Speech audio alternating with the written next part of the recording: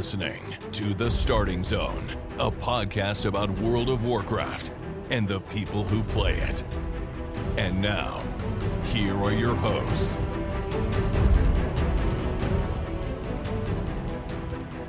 Well, hello and welcome to The Starting Zone, the podcast about World of Warcraft, the people who play it. Today is October 19th, 2025, and my name is Spencer Downey. Thank you so much for listening and subscribing to the podcast. I'm joined today, as always, by my co-host Jason Lucas. Jason, how are you doing on this fine Sunday?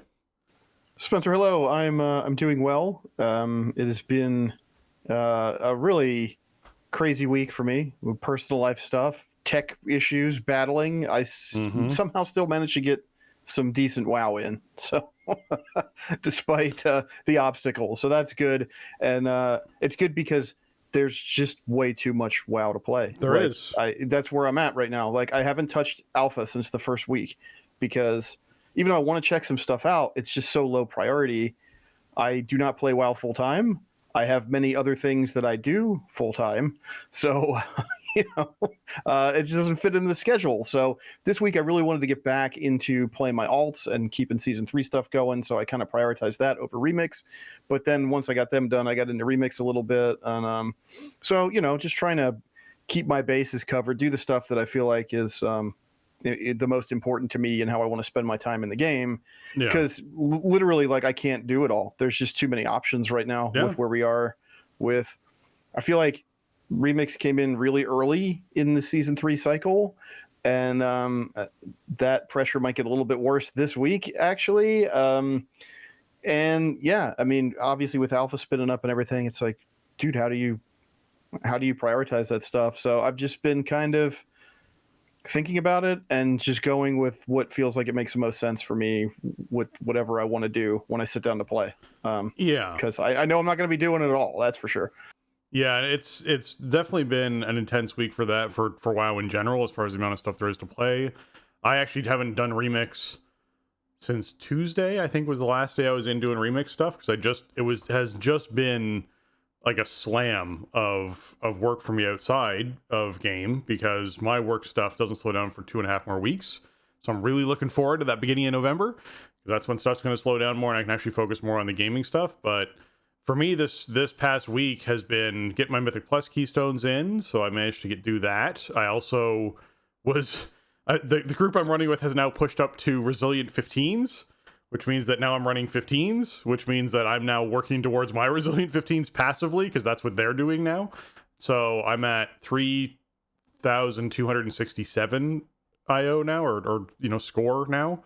I need a Halls 15. I currently have a Halls 13 that's 2-chested, and I need a Dawnbreaker 15, and then I'll have my Resilient 15s.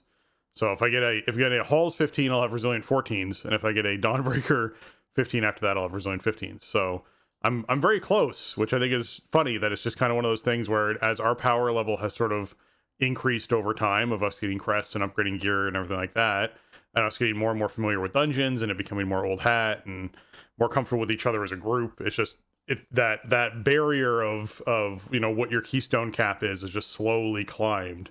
We did try some 16s. We were trying some of them, and one of the 16s we tried was Priory, and each toll was doing 11 million damage.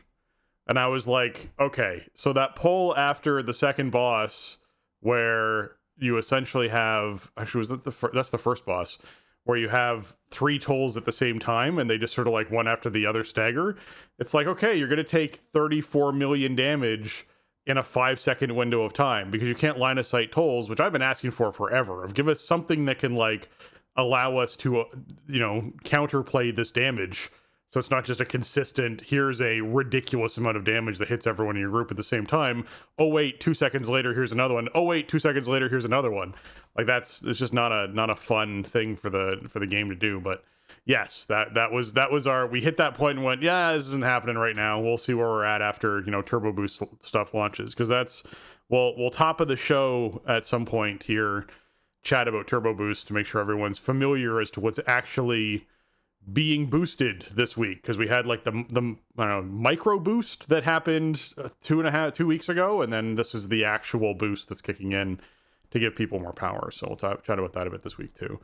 But yeah, Keystones for me have been a good time. I'm still enjoying them a lot. I still really enjoy the season overall. And it's nice to get, you know, the Keystones in since we're still extending on Dimensius boss wise. We're, you know, doing some phase 2 platform stuff, and that's about where the team is at as far as that goes. So we'll see what happens this week. And obviously they raid tonight and then tomorrow. And then when we hit Tuesday this week, we'll have the turbo boost to really launch people ahead as far as power level goes and see where the team's at next weekend. I think next weekend is probably the weekend that we'll be aiming to try and kill Dimensius. So we will see what happens. Nice. That's awesome. That'll be good timing. You get that wrapped up nice and early. Hopefully. Yeah. I mean, on our side, like raid this week, we started with Mythic because without a 3% buff stack on offer, just seemed to make the most sense while I could get people in. I know people don't really want to raid Sundays if they can figure out some kind of way to get out of it. So the heroic clear seems to be a good place to slot that in most weeks. So it went, raid was pretty good.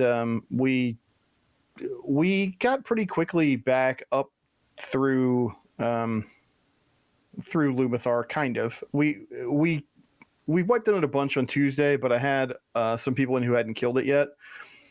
And so, we just didn't quite have time. I think we killed it in a couple pulls to start Wednesday, and then we had a whole bunch of time to look at Forge Weaver, which we were actually doing the first phase pretty well by the end of the night. There's a lot of movement on that fight, a lot of positioning demands. People really got to be heads up about where they're dropping the ads off and stuff like that. So I think people were doing pretty well with it. I think it's definitely a killable boss for us, but I feel like the attendance and enthusiasm boss is going to wipe us before that happens. So we'll see. Tonight we're going to do our heroic clear for the week.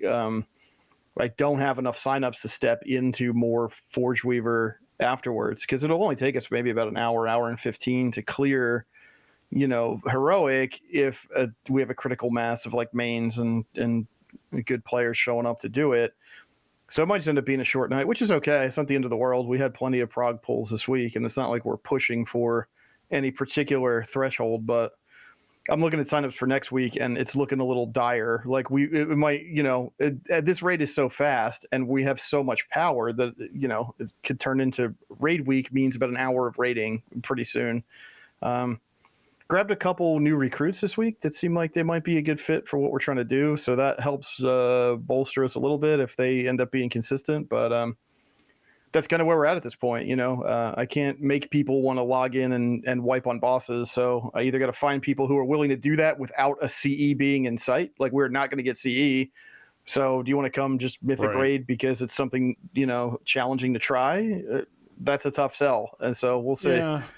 I think there's the potential that you might get people once the gear vendor comes out, because that's the other thing coming with Turbo Boost this week is we'll have the gear vendor come out who want to buy a particular mythic piece off a boss, right? And so they can sort of see the potential in that of, well, maybe we can get to the point where we actually down soul hunters so we can buy our boots, or maybe we'll get to the point where we actually down, like a particular boss you might need a trinket off of, or whatever it is, right? Like Lumathar alone, like just to buy the feather for people who don't have, or the whatever it is, not the feather, but the antenna. Thank you. Yes. The tool, the icon does look kind of like a feather. But it does. Like that's where antenna, my brain went to. Yeah, no, it's the antenna. For people who want to buy the antenna, like that has got to be a big motivating factor for people to be like, yeah, let's kill this boss so I can just buy my antenna and have an antenna. So like that's huge. So hopefully that helps out a little bit with some of that momentum as far as what's going on there. But yeah, I hope so. I really don't want to cut it to a single raid night. Like I'm not done with season 3, and I know I have a bunch of other people that aren't either, but yeah, it's that tough spot that we always end up in. It seems like we end up in it faster and faster all the time. You'd think it would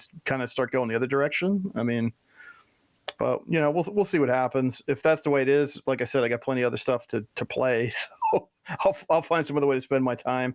I did get my vaults done this week, or my dungeon vault done on the warrior by Wednesday night, which was tough because one of my normal dungeon crew guys was away this week, so I was having to swap in people left and right just to try to round out groups to do dungeons, but it was good. We're not pushing anything. The guy that I run with all the time, who mostly heals but sometimes he'll switch off, he's just like, dude, I don't want to do 13s anymore either. Like, let's just do 12s. Let's do this fast. Let's get it done. So we did some of that, and then we had some people who wanted to do even lower stuff, just 10s or whatever for portals and stuff like that. And so that was cool. I ran with some people who I don't usually do keys with and helped them get some stuff knocked out for the season. So, you know, it was a win-win. Like I mentioned, I went and got my alts going again this week. I got all their coffer keys, which is such a drag, but I went around and did it on the monk and druid. That was like what I did in WoW for one day this week was, you know, okay, I got all the keys done. All right, I'll do some other stuff tomorrow.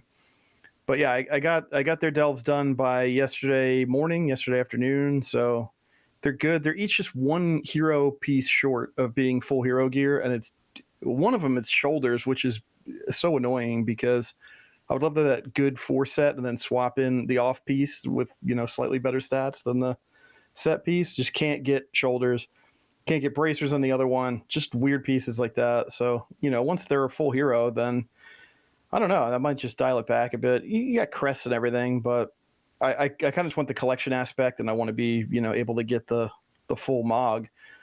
I did notice I don't know, something is like bugged or working really weird with Hatterang, I think, on Bran. It seems to be the culprit. Stuff is just exploding in delves. Like the enemies just get deleted from very high health percentages. I'm not complaining about this. If it's unintentional, please don't fix it, because I was breezing through some of these. Like, doing 8 delves for 1 Toon's vault is kind of a drag. It's just, yeah. I mean, I feel like 4 for 4 is really the sweet spot, and that's probably what I could just be doing, but especially because there's not that much variety, right? And I do them solo, so it's like I'm just doing the same thing twice in a row. You know, I got to do the same 4 delves on the same 2 Toon, or the 2 Toons I'm swapping between. So I appreciate, like, I love the ethereal transit network thing, and the portals that you take, and that just shorten the delve. Yeah. Anything to speed up the grind is awesome. It seemed there was some weird interaction that was just killing stuff in delves way too fast, but I loved it. So hopefully it stays that way.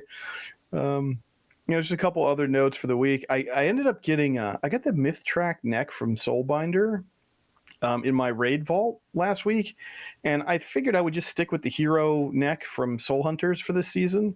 But I was looking at it, and there's so much verse on it. And I'm like way over budget on haste, so I figured let me take it. I don't have any other good choices, so let me try it. And it's like, even with the haste loss, I'm still above 40% haste on gear, which is more than enough. It's probably still too much.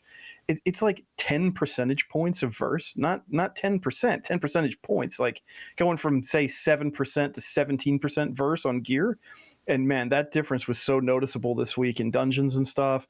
Just like the amount of more damage that I'm putting out, and just the extra sturdiness from that damage reduction, like that was just a substantial upgrade. And you know, part of it is because of the stat inflation at the end of the expansion. It's like I can keep my bases covered with haste and wear a neck that has very little haste on it, and still be comfortable with throughput and everything, and just like get that much power. So that was really cool. That was kind of unexpected. And beyond that, you know, I'm just trying to keep some momentum going in Remix. I'm not playing it a lot, but I did finish a couple zones. I finished Azuna last Sunday. Then I didn't really play until, I don't know, yesterday or something. I finished Val'sharah this morning. So, you know, doing all the quests to get the infinite knowledge tick. So that, you know, that's kind of my first initial thing, is I want to go to all the zones, do all the achievements to get the unique rewards, whatever the cosmetic is for that zone, and to get the infinite knowledge for all the questing. So, you know, that's sort of my initial goal, and it's pretty fast. So, you know, you can do a zone in maybe a couple hours, even if you're not going super fast, and the zone isn't Suramar. So I got High Mountain left for that, and then I'll just start chipping away at Suramar. I'm still not really feeling any kind of pull to spend time in there. I don't think it's super fun. Like, there's a lot of cool stuff to collect. They made some interesting design choices, but the moment to moment is just like, I don't love this, but I feel like it's worth doing for the benefits that are on offer. So it's kind of a weird spot to be in. I hope it starts turning around as I really start climbing the power ladder. Yeah, what I'm hearing from friends who have been really climbing the power ladder, who are, they've done their solo Mythic plus 30, they've done that stuff already, is you really hit a point where you jump about 100 eye levels in gear, and then you just start stockpiling ridiculous amounts of verse, and you can just solo whatever you want to solo. So it just becomes really easy to get up, do your loop. Your loop doesn't take very long because you're just running through it by yourself. You don't have to worry about queues or anything like that. And you do all three raids and all three difficulties and kind of run around to your stuff. And the fact that people are already hitting that point, now they played it a lot, but the fact that they're already hitting that point is a good sign, in my opinion, that people are able to, like, by a month from now, you have to picture the power level those people are going to be at.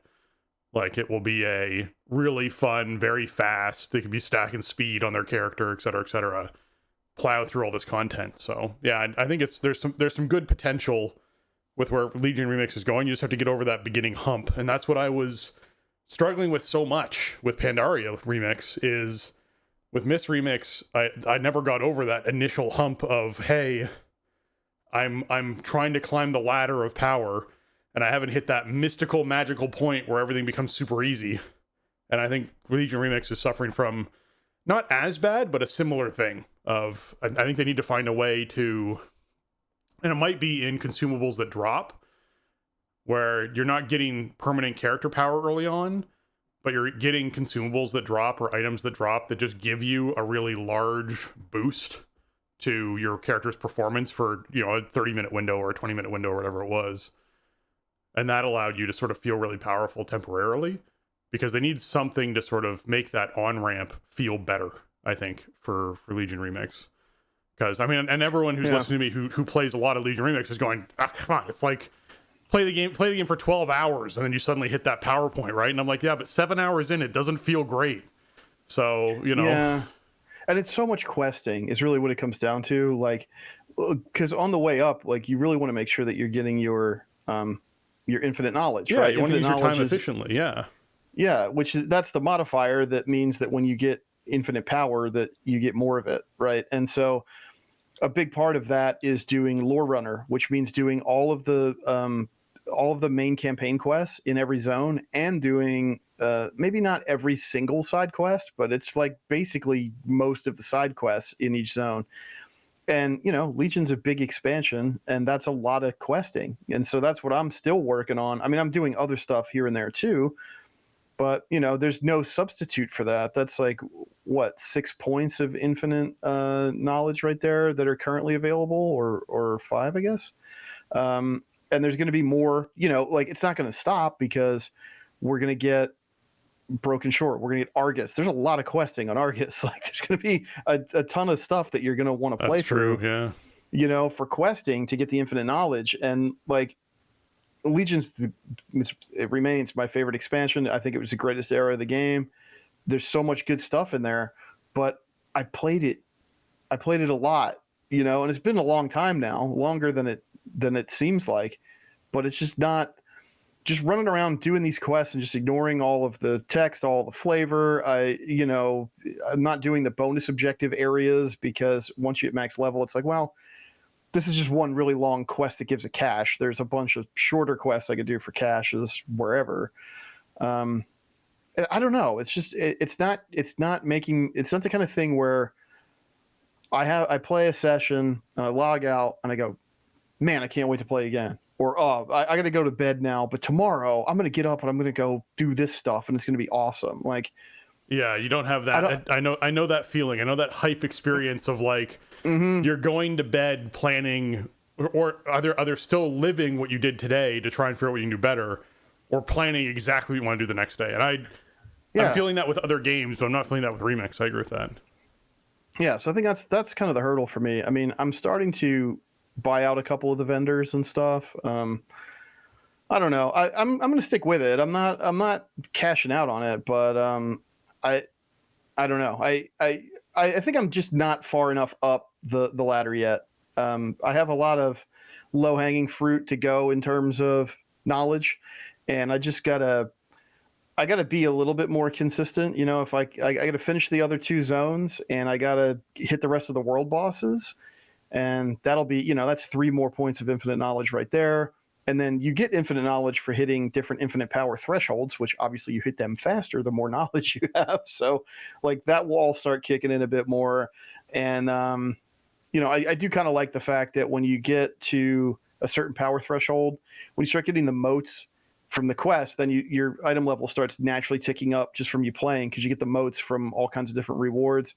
Questing, world questing and stuff seems to be pretty lucrative for that, because you knock out a bunch at once and then it's like, oh, here's 4 caches, boom, boom, boom. Sometimes they have 2 motes in them. You know, every 10 motes you get a piece of gear that's going to be at like your highest item level, and then you know you just start going up that way. It's totally random what piece you get, but you know, I'm sitting down. If I have a couple hour play session, I know I'm going to get like a few equipped item levels if I'm consistently earning caches. So, and I think the infinite research system is great. Like having the dailies with the variety that gives you a lot of different rewards, you know, some power and some bronze and all that. That's really cool, but it's just it's a tough sell when it's like, hey, play through like all of the content in this massive expansion again in a 3-month window.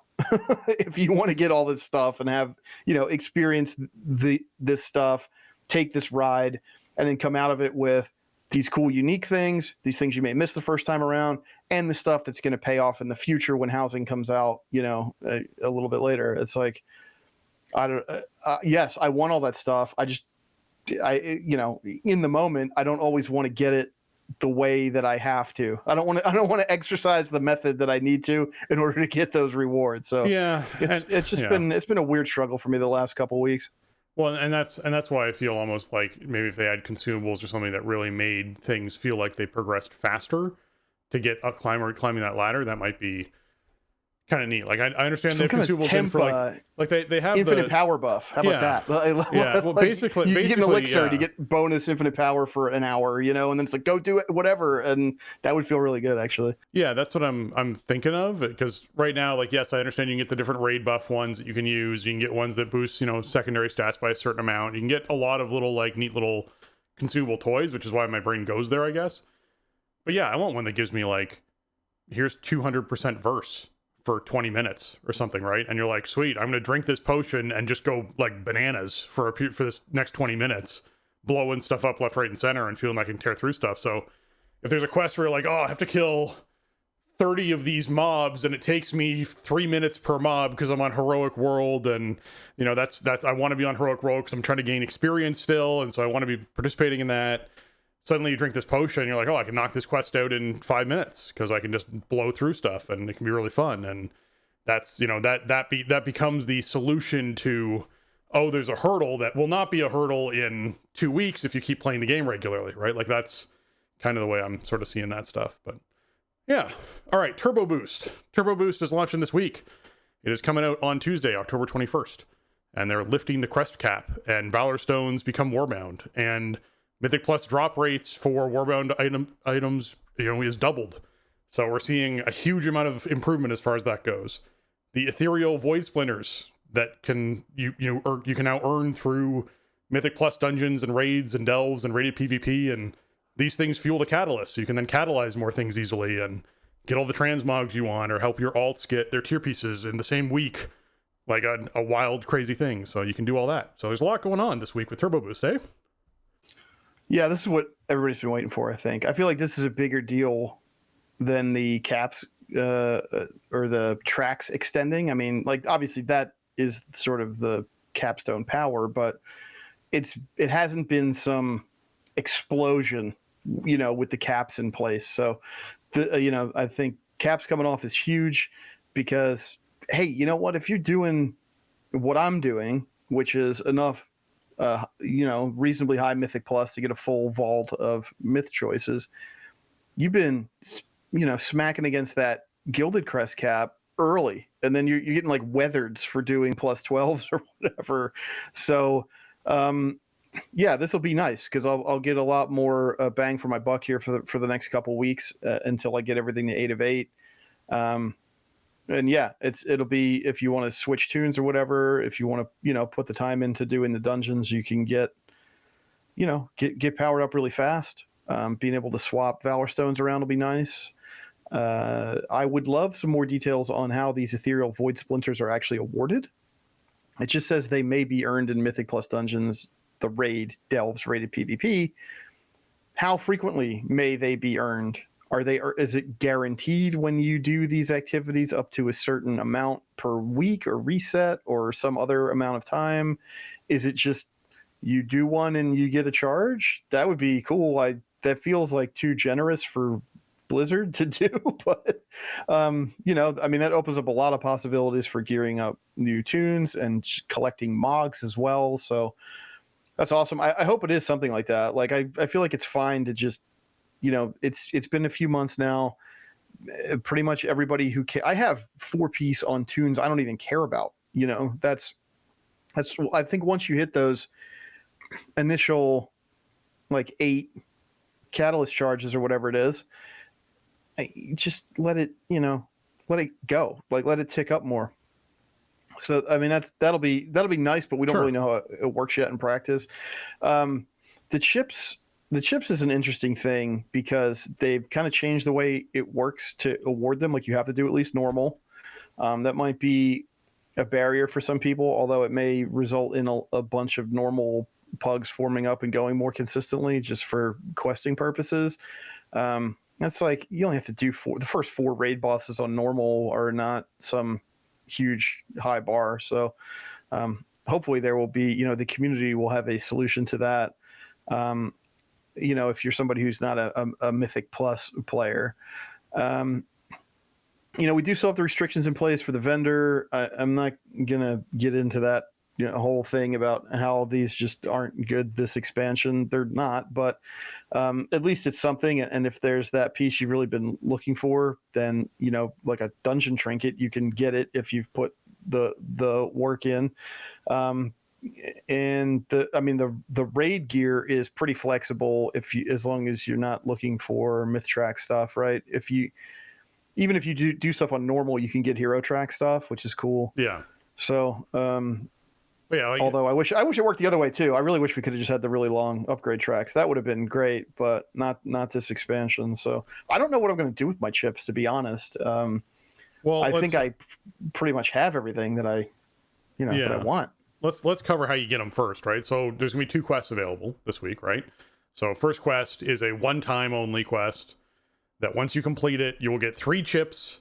Those 3 chips can be spent to buy an item. Same thing as last season.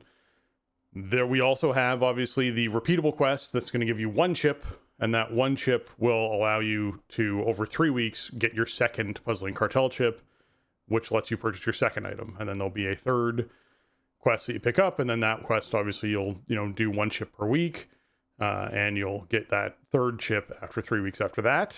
And if you're someone who has a character that's catching up, so if you're someone who's like, hey, we're 5 weeks in, let's say it's November 26th, right?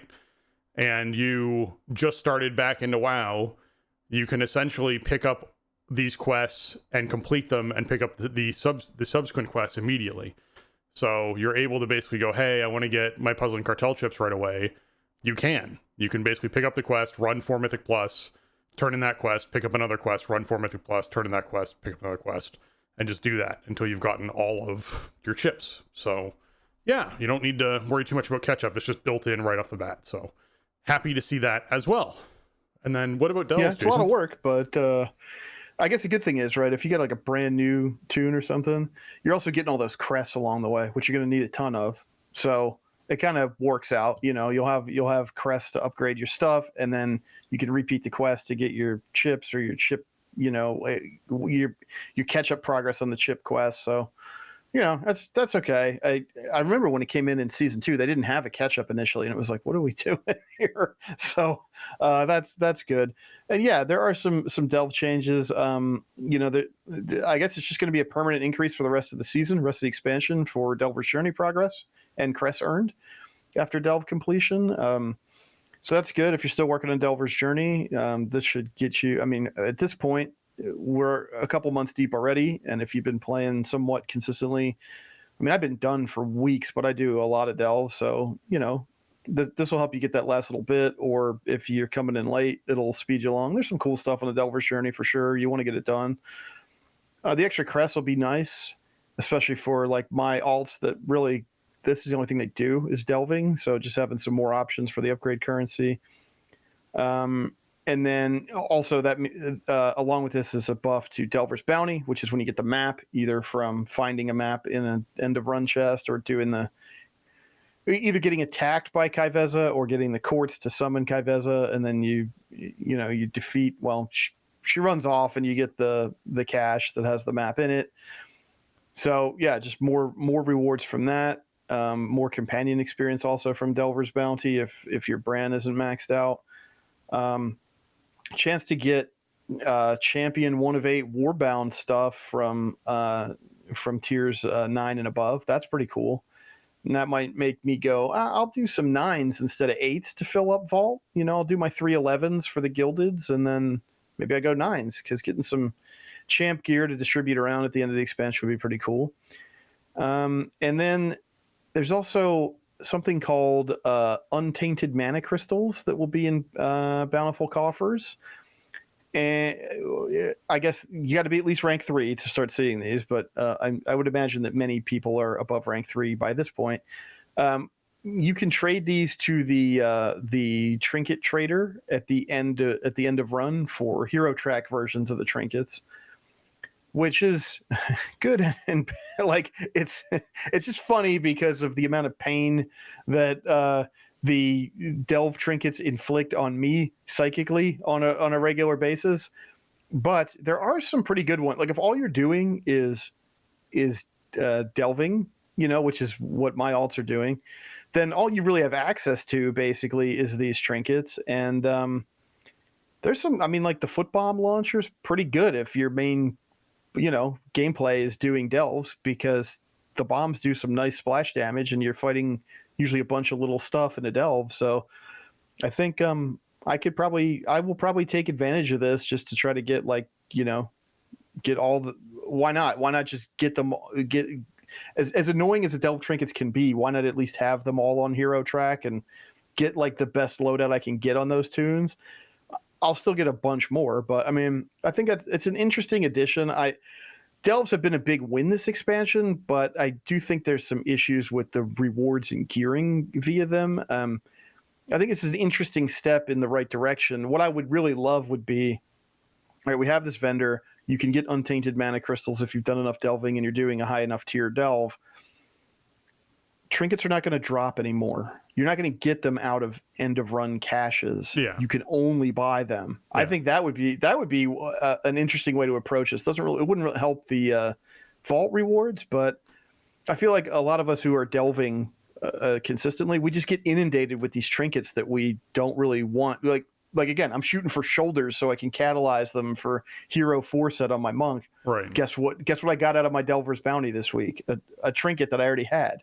So, I think this is a step in sort of addressing some of these issues with the loot distribution, but it's also like, again, if you're gearing out a new tune or whatever, it could be a super quick way to get something decent, get your bases covered with some hero gear, which should help you, kind of continue to ascend or maybe get into other, more difficult multiplayer content, whatever.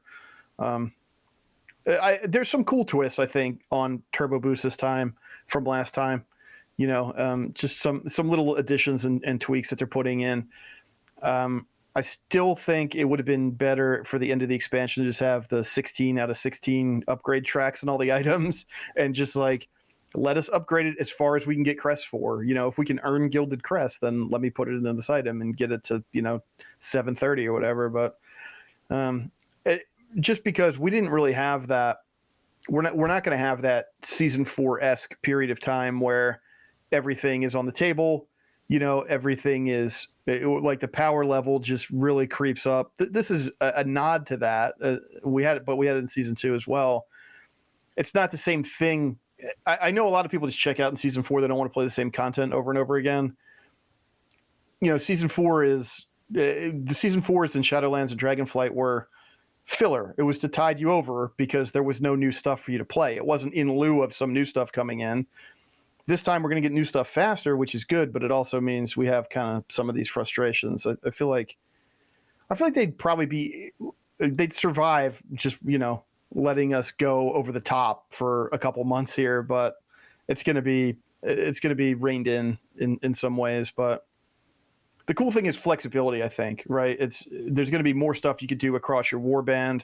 It's going to be faster to get a character up to a certain level of power, maybe not the highest level, but you'll be able to quickly get them up to like, hero-ish level in pretty much every slot. And you'll be starting from, you get more champ warbound gear from all these sources. You don't even have to start trying to get veteran gear and start working up the gearing ladder with a tune, right? You play a tune that's in higher level stuff already. You get a bunch of warbound champ gear from Mythic Plus and Delves. Well, you drop get, it in you the get bank. hero-based stuff from Mythic Plus if you're doing high enough Mythic Plus. Like, it's going to be really nice for that. So you're doing 12s of Mythic Plus. You're going to be getting hero track warbound gear. It's going to be huge. Like, that to me is just massive. Yeah, for sure. It's just so like being able to move all that stuff around and just get get more of this stuff from a couple different sources. If you're in a mode where you want to get a new tune going or get switch mains, go ahead and into midnight or something. That it's going to be really good for that. And then, the extra, just getting up to approaching that 730 equipped item level will be kind of the icing on the cake for mains, and just, smooth everything out as much as we possibly can by the end of the expansion. Yeah, it's definitely going to be, Turbo Boost is named Turbo Boost for a reason. That's what it comes down to. All right, weekly event. Well, actually, before we hop into that, let's bump into actually fully the sounder of what's going on this week in World of Warcraft.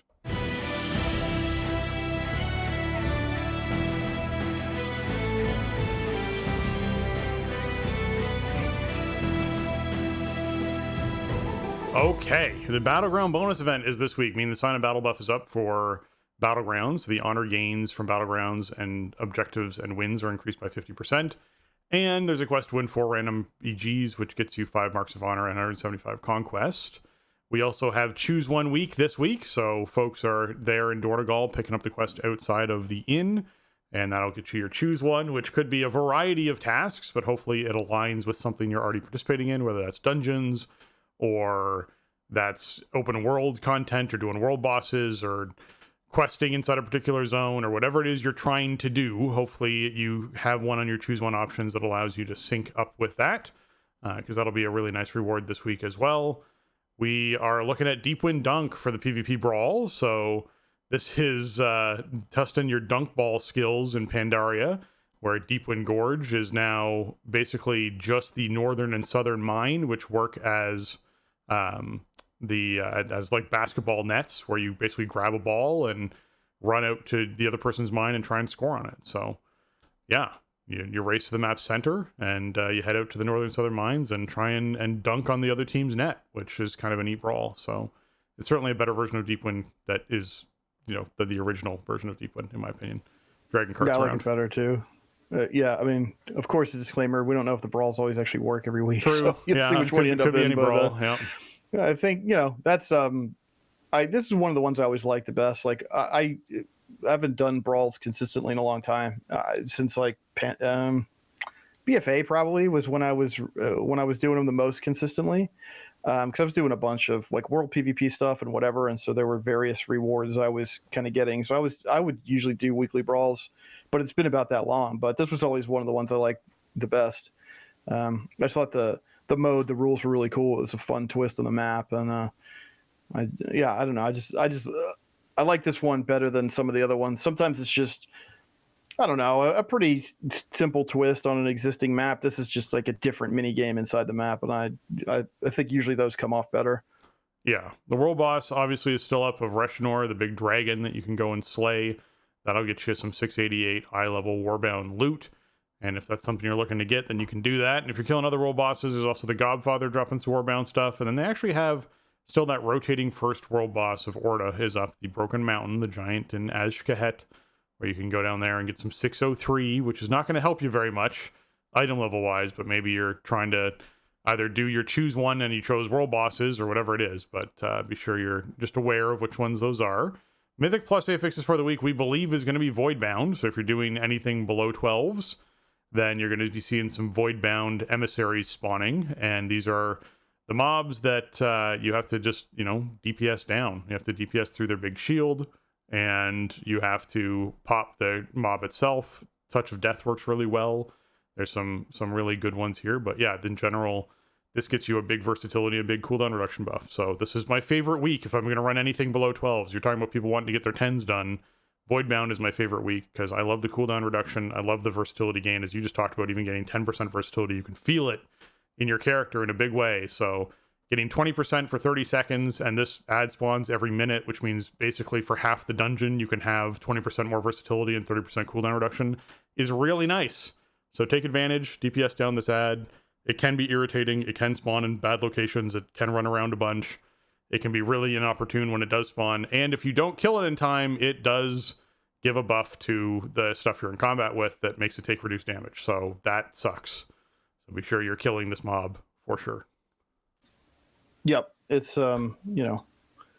it does have a downside. Like, you can't ignore it, but it's pretty easy to deal with most of the time. So good affix, it's very straightforward. Like, there's a new enemy here, I have to kill it, and yeah, the buff is really nice. So it's a good week. If I don't know, who knows, maybe I'll step in and do some more dungeons with affixes this week.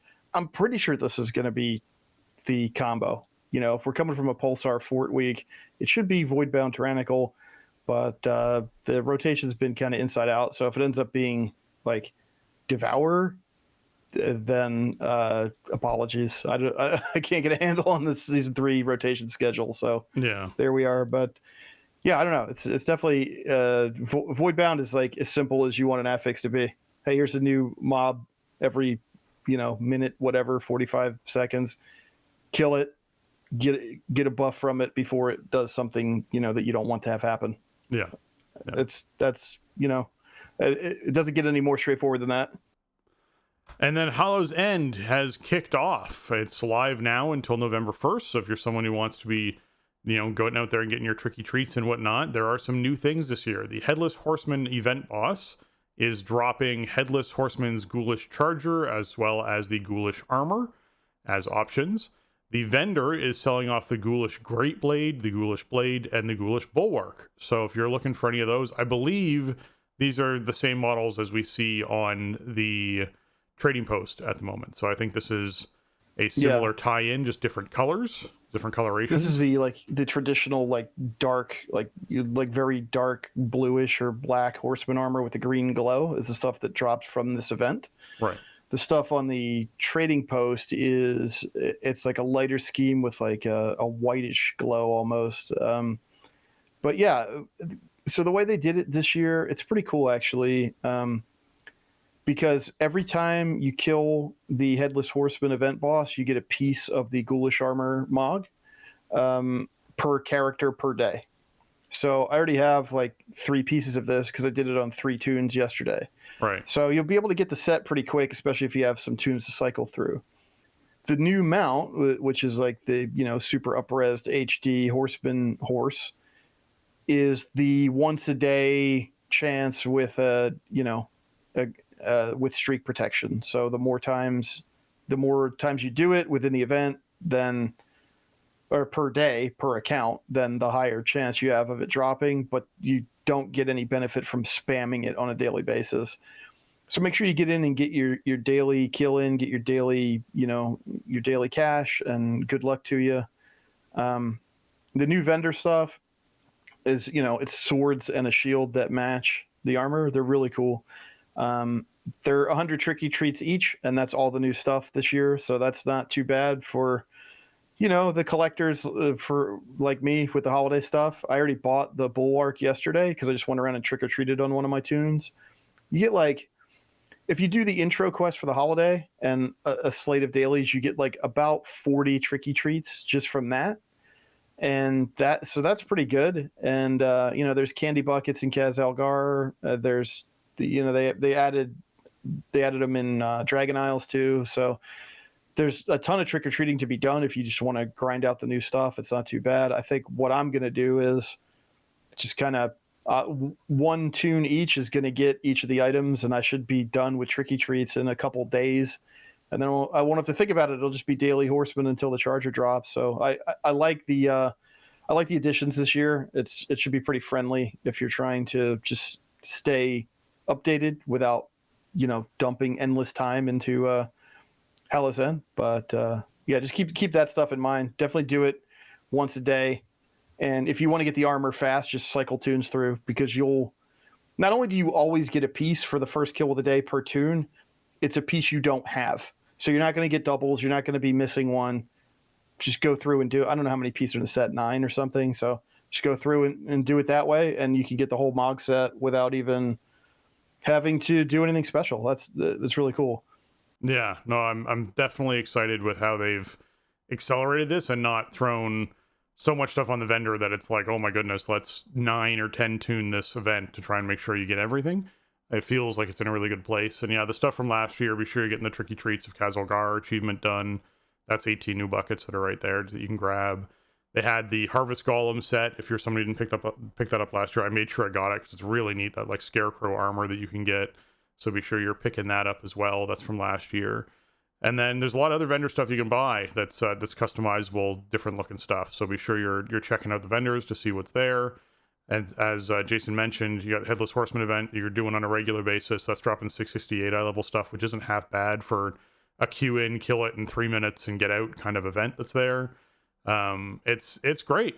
You can get a 2% buff. Sorry, a 10% buff for 2 hours from burning the Wicker Man outside of Stormwind and Undercity, and that's an experience buff. So you can just, if you're looking to level something up, then you're not doing Legion Remix, be sure you're picking that buff up, because that's going to help you out a lot as well. So be sure you're getting that. And yeah, this is one of those events where if you haven't been participating for a while, you probably have thousands of Tricky Treats worth of stuff to buy, because there's just huge amounts of stuff on vendors. So I'm sure there's stuff in there that you would find neat to pick up and check out. And this is where people get their like Xavius and Deathwing, transformations that you can buy. So all those transformations there, you're going to have a ton of wands in your bag that you can, slap your other people in your raid team with to turn them into skeletons and pirates and all sorts of fun stuff. So collect those up. I still have the Easter one for turning people into rabbits. I still just randomly turn certain people in our raid group into rabbits every now and then, which I think is hilarious. And it's just, you hang on to those things and you can use them in silly situations and have some fun. So definitely enjoy yourself some Hallow's End. All right, notable hotfixes for the week. We have some dungeon and raids ones here. So in Halls of Atonement, they fixed an issue where the visuals of Halkias's ability, Crumbling Slam, would disappear if players jump too high. I'm looking at you, Demon Hunters. I can't think of anyone else who could jump too high, but who knows? The Operation Floodgate Waystone unlocked after Giesel Gigazap now functions correctly, and they resolved an issue causing Kiza Quick Fuse to rarely cast the BBB-FG at unintended locations. And then in Dawnbreaker, they resolved an issue where Radiant Light could fade from players after defeating Rashanan prior to Lamplighter's skiff arriving, resulting in unintended deaths. So basically, like, you kill the last boss and then you just die because you did not get the skiff in time to escape up to where you actually get to loot the chest. That sucks. That has happened to me so many times between season 1 and season 3, although it hasn't happened lately. And then, even prior to this hotfix coming in, I did Dawnbreaker a couple times this week and it didn't happen. So hopefully this is finally fixed now. In season 1, it was like a coin flip. I was always getting killed on my way out of the dungeon, which was just kind of funny. But yeah, I don't know, just some weird stuff like that. I mean, Dawnbreaker is a really janky dungeon. I love it personally. I think it's super fun to tank, and I don't mind the jank. But yeah, this was just one of many things that you just never really know what's going to happen when you go in there. Yeah, exactly. As far as Legion Remix goes, there was a huge slew of notes that came out of things that they were looking into and fixing. One of the ones I noticed that sort of stood out to me was, actually, before I talk about that, Renown for the reputation gains for Manaforged Vandals are now greatly increased for players significantly behind the cap. So if you're someone who's trying to catch up on raid rep, you can catch up substantially faster now. I just wanted to point that out for folks. That was part of the hotfixes they snuck in there. But in Legion Remix, the pets and mounts exclusive to Legion Remix are now indicated as such in their tooltips. So if you're trying to figure out what pets and mounts that are exclusive to Remix in particular, so you're picking those up, you can actually see that now in the tooltips. So you're not like, I'm buying something that I could go back and farm in Legion currently and isn't going away at the end of this event. So the limited time stuff is now labeled for mounts and pets as the limited time stuff, which is big. It's so great. You're like, once they put this in, I was like, okay, I'm going to start spending bronze now. Yeah. You know, because I was initially just holding on to everything I was collecting because I'm like, I don't really know what I want to buy. I don't know how to approach this. Then they added this, and I went, oh, okay, let me buy everything that says Legion Remix on it first. Yeah. Because that's the stuff that is, I know I have no other avenue to get it. So that's a nice addition. Really helps you keep track of how you want to approach, you know, bronze spending and just organize your priority list. Makes it really easy. Yeah. They also added a substantial bonus experience to the first per day random time running dungeons on normal and heroic, available through the Dungeon Finder. So you get if you just run one dungeon a day, you get a huge experience boost off of that one dungeon. I was already gaining like a level and a half, so I'm imagining now this is probably like you're going to gain 2 levels or 2.5 levels or something like that. That's pretty wild just for doing one of those time running dungeons. So that remains one of the big ways to participate in Remix is by spreading out the amount of things you're doing, right? It's doing all of just focusing on one path and one avenue is actually the slowest way to do Remix, and spreading yourself out a bit more and being like, oh, well, I did the normal raid and I did the, you know, a heroic dungeon, I did a mythic plus dungeon, I did just keep spreading yourself out is actually the best way to do it, because there's all these individual first time rewards that you sort of knock out in a lot of those cases. So be sure you're participating in that if you're trying to level up quickly or trying to gain power quickly, as far as that stuff goes. All right, as far as artifact traits go, the damage and healer specializations now gain 20% damage and healing from all artifact traits. These are the first round of changes aimed at increasing the value of damage and healer specializations in Legion Remix, particularly in group play scenarios. Additionally, changes will be available with Phase 2 Rise of the Nightfallen next week, which is this coming week. Call of the Legion, the Infernal Flare's melee damage has been reduced, the Infernal Flare's leap damage has been increased, and the Infernal's Soul Stealer's damage has been increased. The Naran's Everdisk, catching the disc now increases the subsequent throws by 50% up from 30. Light's Vengeance had its damage increased by 50% and healing increased by 20%. Vindicator's Judgment had its damage increased by 50% and healing increased by 20%.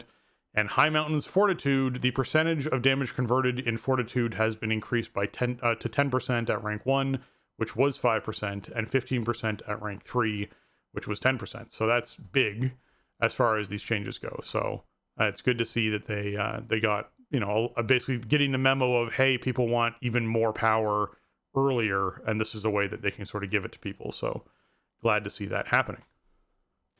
Yeah, I mean, you know, sort of it's funny because one of the issues has been like tank specs have just been sort of objectively correct to play in the early days of Remix, so they wanted to adjust that, but I feel like part of the problem really was just like, well, that was true because they were able to survive stuff. Yep. You know, and so this is a lot of damage increases and whatnot, and there's more changes coming this week that aren't published yet.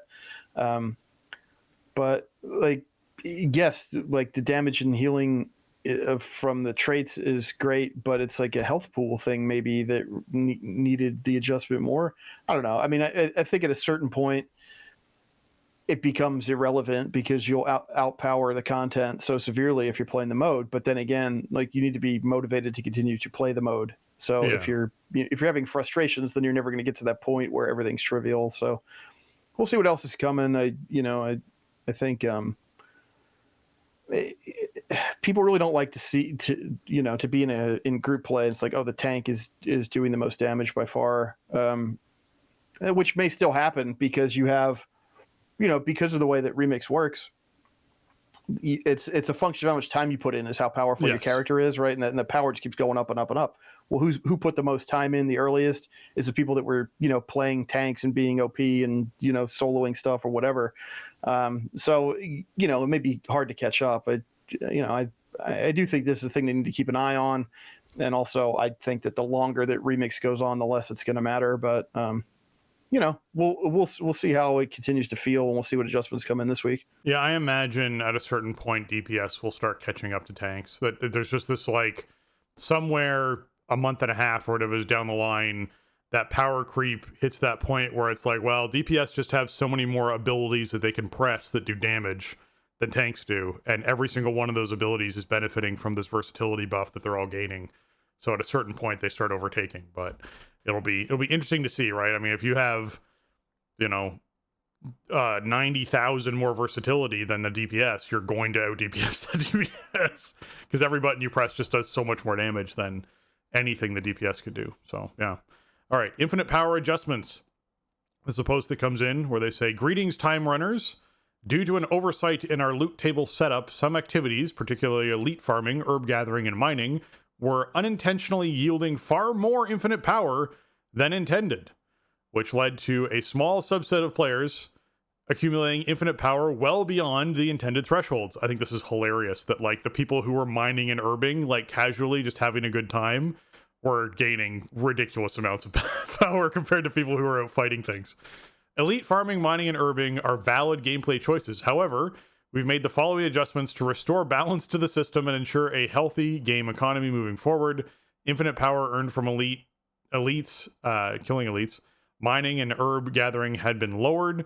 Characters with over 10 million infinite power have had their infinite power reduced to 10 million. Thanks for your understanding. And as always, we appreciate your continued feedback and support.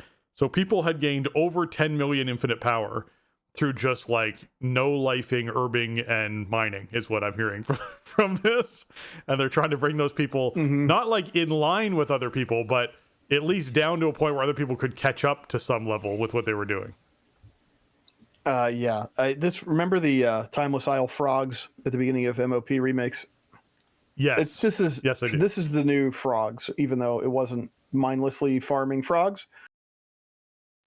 It was this suite of activities, mining and herbing, and also elite farming. Like, it's funny because they left gathering in, which they didn't do in MOP remakes. And so it's kind of funny that ends up being the thing that was sort of the broken power farm at the beginning. And obviously, like, there are a lot more elites and rares and stuff across Broken Isles than in MOP generally. So it was just, sort of Timeless Isle was a test case for that kind of outdoor world gameplay, and then they sort of applied that everywhere. And then with World Quest and everything coming in Legion, they really took it to a different level with the amount of stuff to find in the world and different stuff to fight or whatever.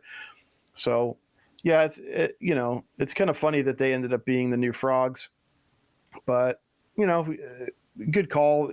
I don't know. I think I have like 300 plus K infinite power. Again, I'm not playing remakes like a lot, but I'm nowhere near a million, let alone 10 million.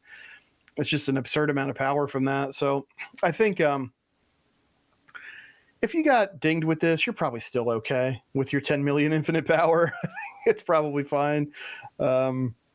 It's just funny how this is two of these events they've done now, and there's these like anti-fun, anti-gameplay loops that are super efficient for power farming that they end up having to shut off. It's just funny that they don't get identified in advance. Because I don't remember this. I don't think sparked as much kind of complaint, but like in MOP remakes, like people initially they were like doing the frog farm and complaining about it, and it's like, well, just don't do this then. Like remix will still be fine for you. You don't have to do this, but it's that min max kind of attitude that games like this make us have, right? It's like, well, this is the shortcut. We've identified the shortcut. We're going to take it. Doesn't matter if it's fun. It'll pay off later. I understand why Blizzard wants to shut that down. They want you doing all kinds of different stuff in the mode and stuff with other players. And that's why all of this exists and is built this way. So 10 million is still a lot of power. I'd be happy to be sitting at 10 million power right now. Yeah, no, I'm with you. I think that'd be really nice. I'm going to jump ahead to Midnight Alpha development notes, because I want to be sure I covered this. There's a new phase, obviously, that we're slowly entering into. So now template characters are level 83, and they max out at level 88. and they have Harandar and Eversong Woods as zones that can be explored. The story and quest stuff that's in there, they now have a level up campaign and local stories for those areas. With housing, there was a little interesting flub that happened. So last week we were supposed to, on actual PTR, have housing access for everyone for the week, which turned into housing access for everyone for a day. And so then that happened. But what's happening here in alpha is, due to performance concerns, they've disallowed decorations with lights from being used outside. When we're going to be they're going to be spending some time trying to optimize exterior light decoration and hope to enable them post-launch. I feel like this is one of those, hey, everyone has that neighbor who just like blankets their house in lights and it's blinding and irritates everyone. That people were doing this is the only assumption I can make here, and they went, it's the hey, Clark Griswold yes, situation exactly. from Christmas Vacation. Yes, yeah. That's exactly what it is. Maybe I don't think it was. I think it was more of a technical hurdle, but I get your point. Like, I mean, obviously, I think you want. I do think they should allow some like exterior lighting and stuff, but it might be really tricky because like you don't want somebody trolling the neighborhood because they've used all of their exterior item budget on putting light sources everywhere, and then it bleeds over into other people's plots or whatever. So it might be tough to come up with a tech solution here that really works. I do think like most players are probably going to want to put like a light or some kind of light source, outside of their house, right? Like have some kind of lantern or something at night or whatever. But lighting in video games is very important, right? The way they do exterior lighting in WoW is done for specific reasons in different zones. And so letting players impact this in a shared space might be kind of tough. So obviously like this is just the very beginnings of a huge new feature for all time in this game. And also, it's got to be like, I could definitely see a potential massive performance load if too many people are putting too many light elements like all in the zone. So these are hurdles that we have to clear, and the answer may be that like they're just shut off for a significant period of time. Maybe they come up with some kind of solution and these are up for testing sooner. Maybe they make it in for launch. I don't know, but that's the kind of thing I never really would have thought about as a player. But then as soon as you see a note like this, you're like, oh yeah, that makes sense. People could put lighting stuff in their exterior plots. Oh, well then everybody did that. And then the server started chugging because of all the, what happens in a lot all the elements. Yeah. What happens in a lot of survival crafters is you'll stand in one place and you'll look northwest and you'll be like, everything's fine. I've got like, 70 frames or 65 frames or 120 frames, whatever it is your computer normally processes WoW at. And then you're like, oh, look southwest. Oh, it's the same thing. That's great. Now I'll look northeast and suddenly it tanks to like 15 frames per second. And you're like, well, what is going on? Why do I suddenly drop the majority of my frames when looking in that direction? And you just travel in that direction. You're like, oh, it's the Griswold's house. That's why I can't do this. Because I literally walked up on a house that is just got so many lighting elements that my computer hates it. And it just hates it.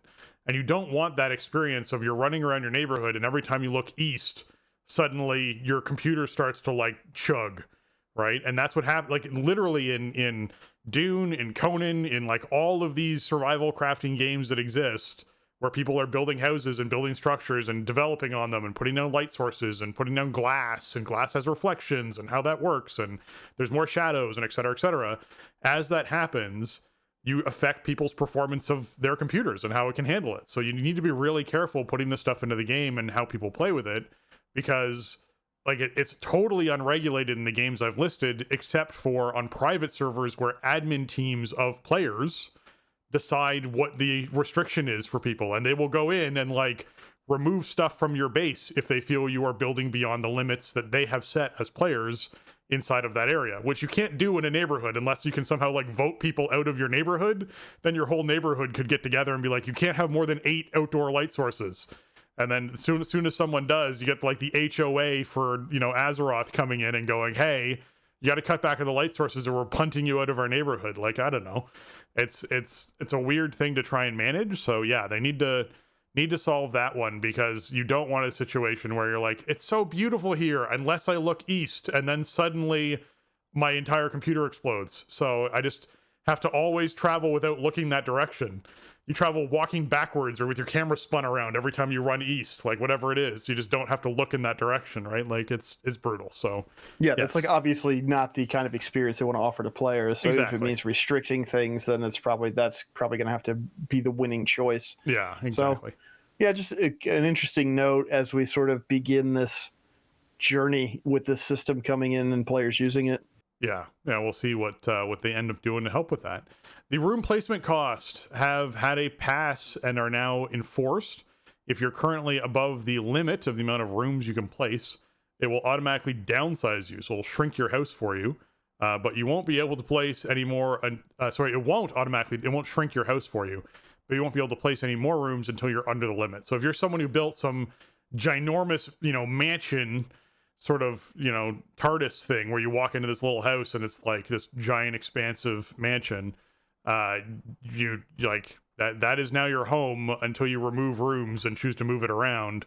That like don't touch it and leave it alone, or essentially cut it back and build to see what actually is going to be feasible, because what you've built is not going to be feasible post alpha or even post this phase. I don't know if they're going to do a wipe at some point with this stuff, but they might. Who knows?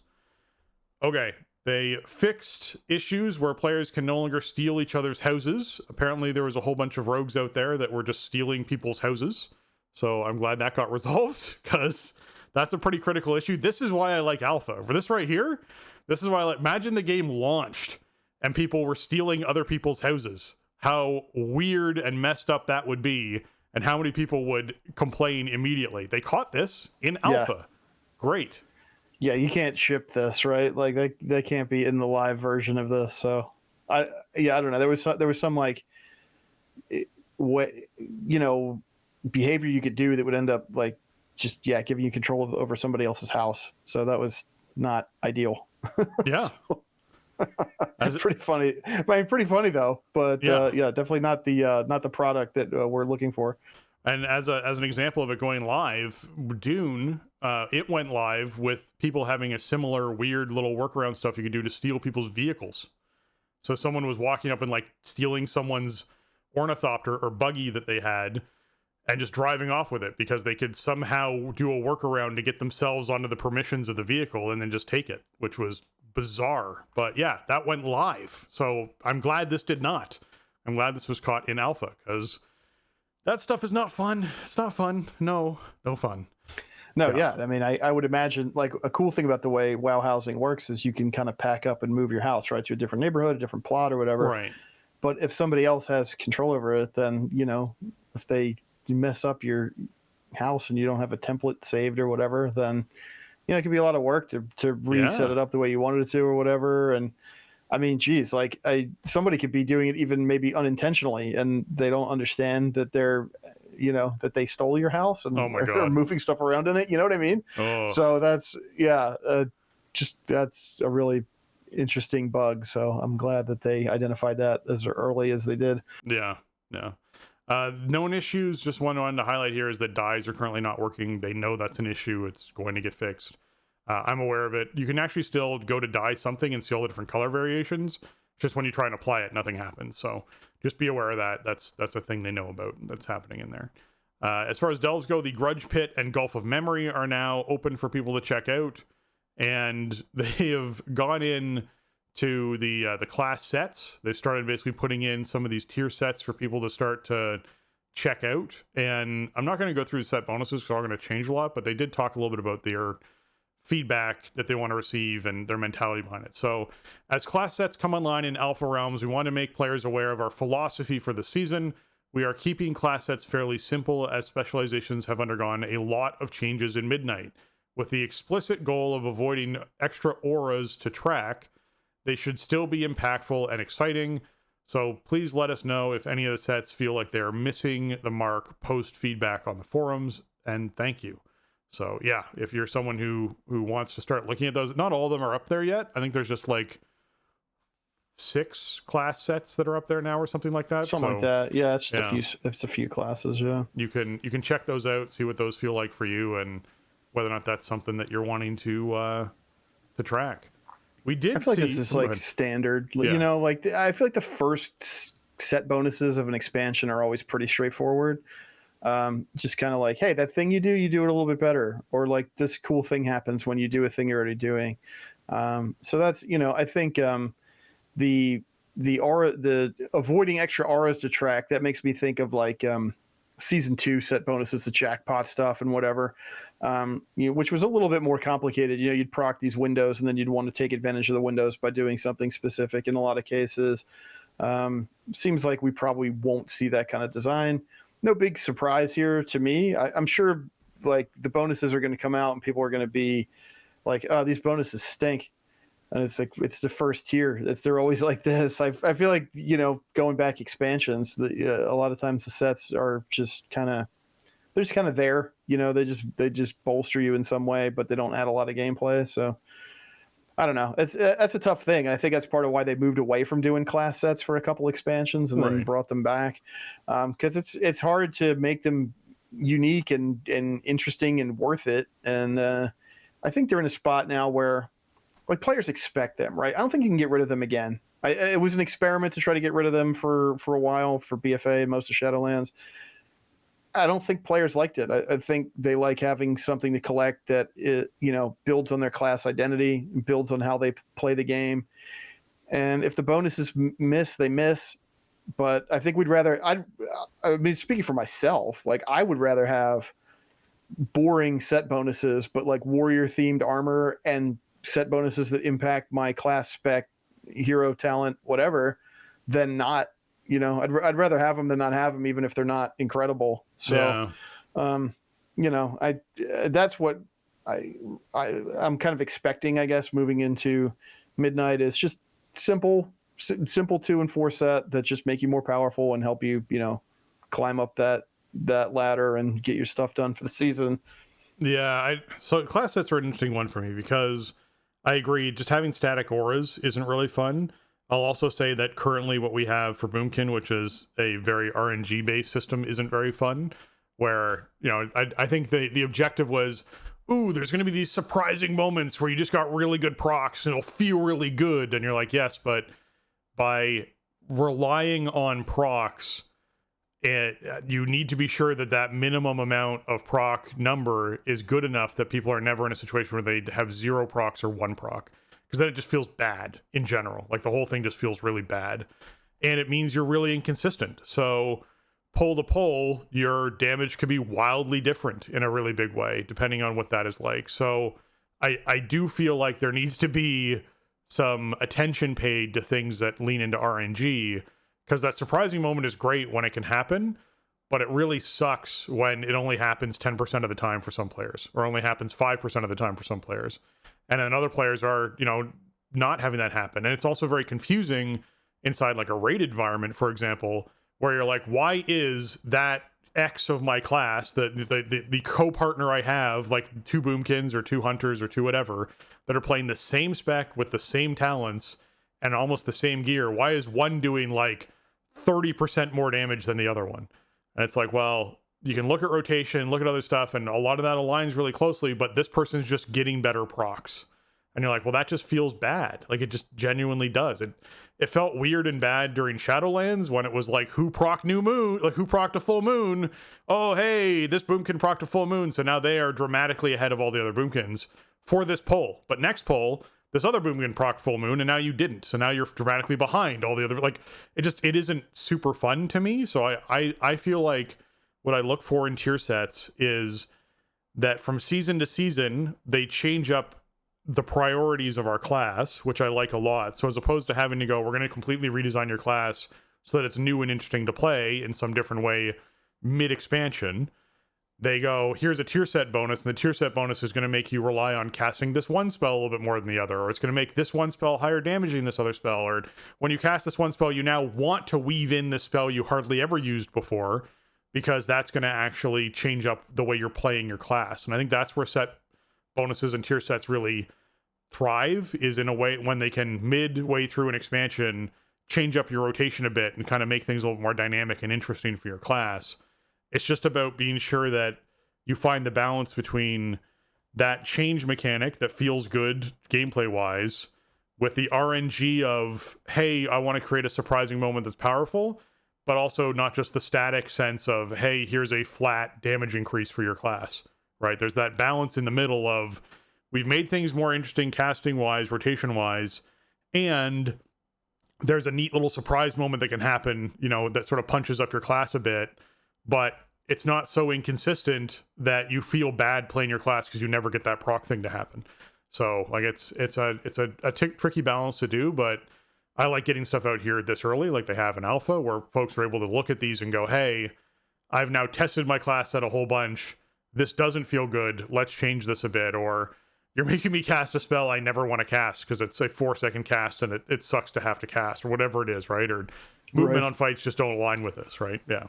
I will say, like, I know it's just a few classes, but it's really early to have 2 and 4 sets, I feel like. Yes. Like third week of alpha, so that's cool. I think the more time they let players see it and see what they're thinking and mess around with it, then, you know, the more feedback they can get to a better result. So that, I mean, I think the earlier you can get stuff into any kind of public testing really benefits WoW. So it's cool that they're already there, even if it's not every class yet.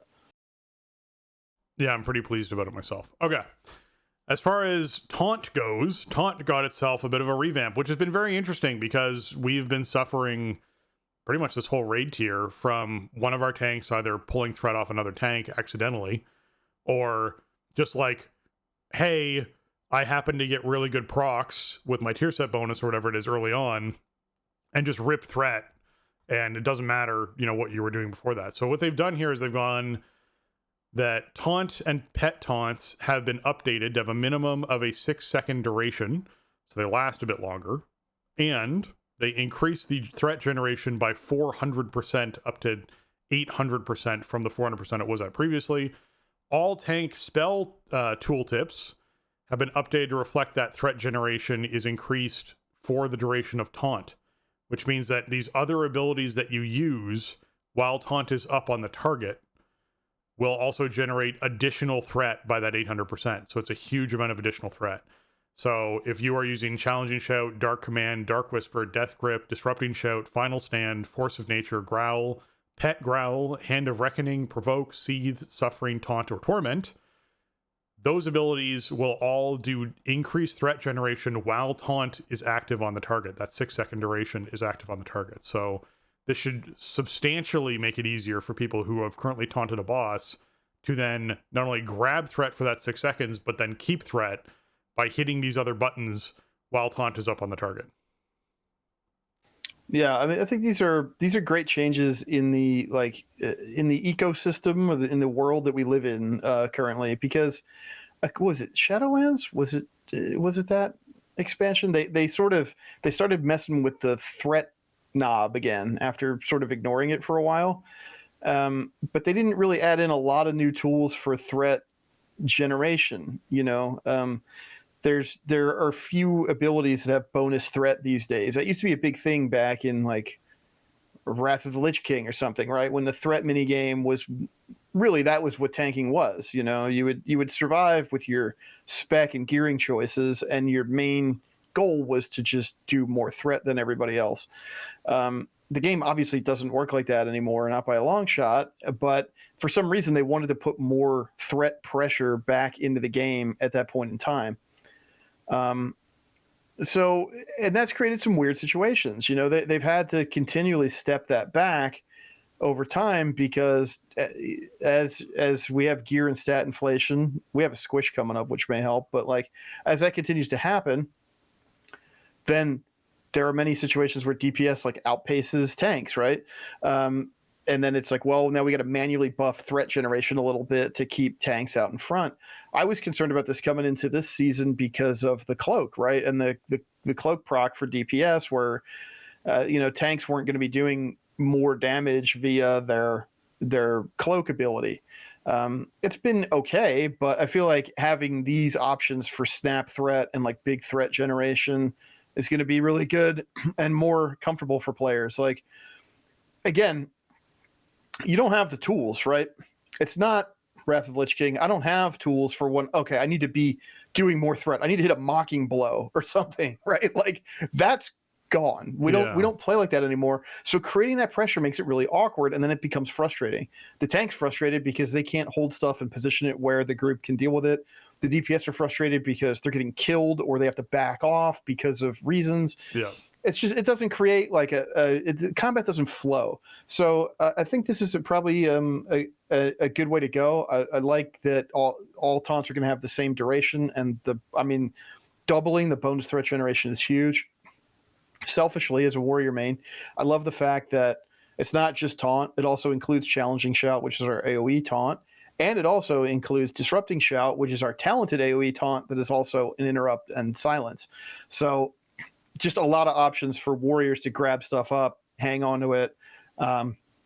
Really good change. And, personally, would I like to live in a world where pace of combat was a bit slower and tanking was maybe about more than active mitigation and also included some elements of the past of like bonus threat and, use this ability to snap some threat or whatever. I would like that as a player, but I don't think we're moving into that world. I don't think we're ever going back into that being part of the minigame. So just make the tools we have that are explicitly about threat as strong as you can make them. I think that's a good way to start. Yeah, I agree. I think it's a good place to go back to of, hey, tanks should be able to hit taunts, hit 2 or 3, threat generating abilities and feel confident that mob isn't going anywhere, isn't going to run off, and another tank's not going to pull off them or whatever it is. That is there needs to be that confidence level of when my 6-second taunt wears off, it's not going to suddenly turn and start smacking somebody else, right? Like you need to have that confidence there. So I agree with you entirely as far as that goes. Now you highlighted something about Protection Warrior here with the Apex talents. Did you want to go over the Apex talents? For yeah, we got Prot Warrior Apex talents in this build. We were talking last week. We went over the blog about Apex talents and kind of it was just talents in general at Midnight and kind of what the design philosophy is like and how they want to carry them forward, how Apex talents fit into the mix. I didn't have the Prot Apex talents in front of me at that point. They weren't implemented yet. So they are in this alpha build, and the name of the talent is called Phalanx. Shield Slam, crit strikes, unleash a wave of force, dealing physical damage to all enemies in front of you and reducing the damage they deal to you by 5% for 5 seconds. So, this just seems incredibly good. It also really emphasizes that they want warriors to be in this space of haste crit being your stats. Like, it was like haste mastery and haste verse back in the day, but last couple expansions, like crit is really pronounced as a warrior stat for tanking, which is kind of cool, I think, because it sort of brings to forward that you're like a master fighter, right? Like you're really good with your weapon and you can use it very effectively. So it kind of makes sense.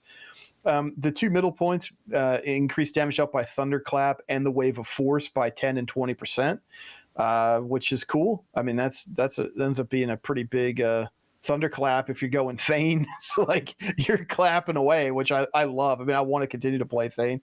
And then the capstone is while Shield Block is active, Shield Slam deals 10% additional damage and has a 20% increased chance to critically strike.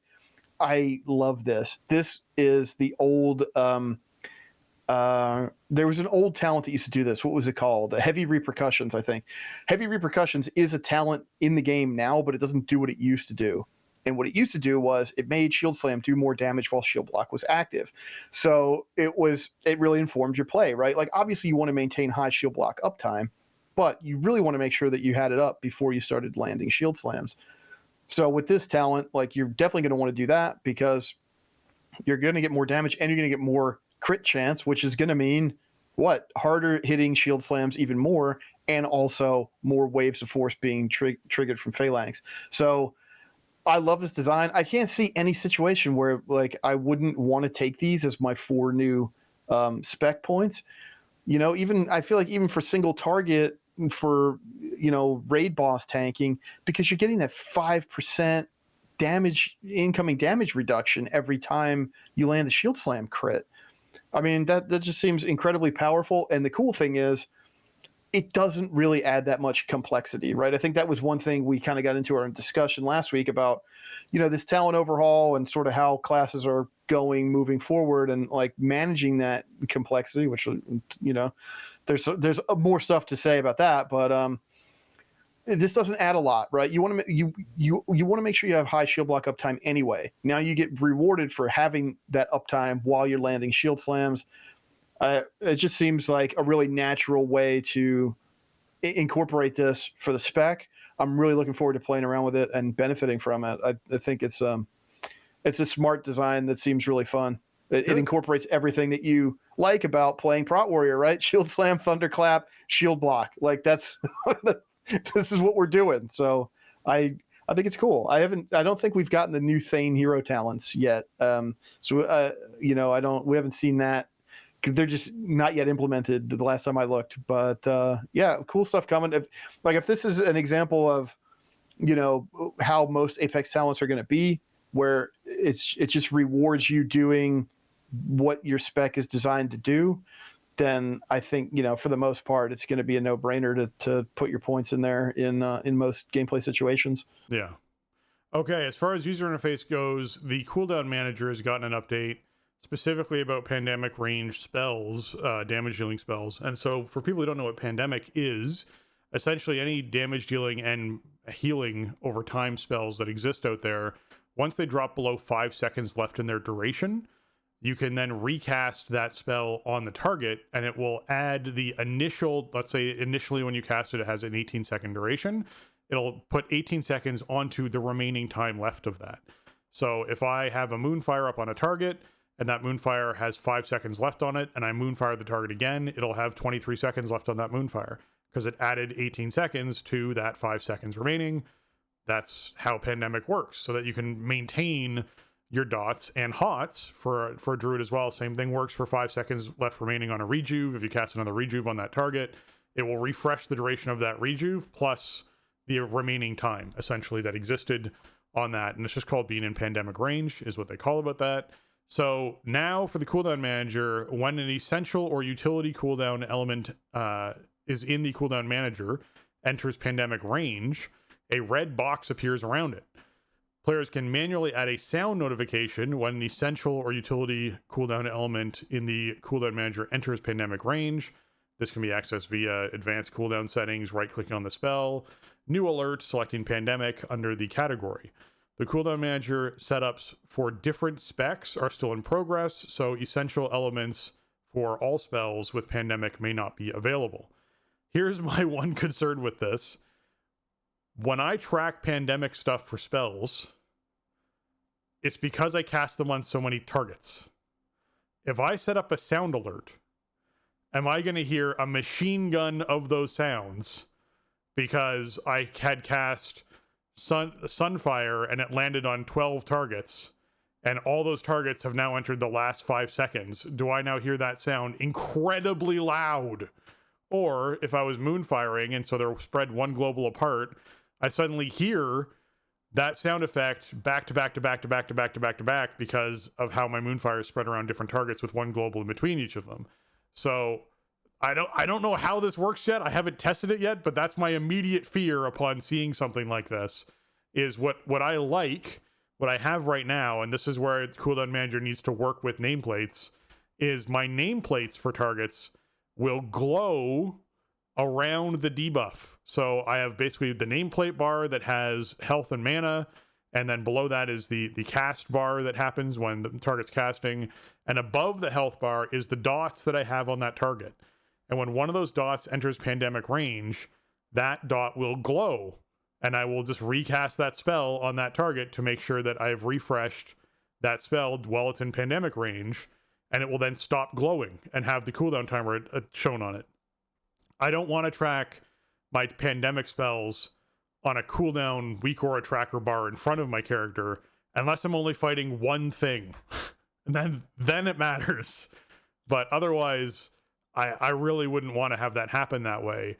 Now, it might function that it only shows you these elements when you're targeting a target where the debuffs have entered this range. That's something you can do with weak auras, is when I look at this target, I want these two, boxes that I have on my cooldown manager to light up as this is the duration left on Moonfire and Sunfire on that target. And when I switch targets, it'll then update what that information is for the new target when I switch targets. That might be what they're talking about. It's not clearly described here, but we'll have to find out, because the last thing I want is one really loud noise or a whole bunch of noises happening at the same time if I choose to enable this for pandemic stuff. Yeah, like I think it seems to me like what it would do would probably be to play the sound alert, 5, 8, 12 times, whatever, as stuff started hitting that window, which would not really be super helpful. I feel like, having some kind of visual element to track it is probably necessary. I am interested in the sound alerts coming in with Cooldown Manager. I have been using Cooldown Manager in 11.2.5. I am trying to wean myself off my tracker weak auras and just get used to it. And it's going okay. There's the buff tracking is fine. I need some resource tracking.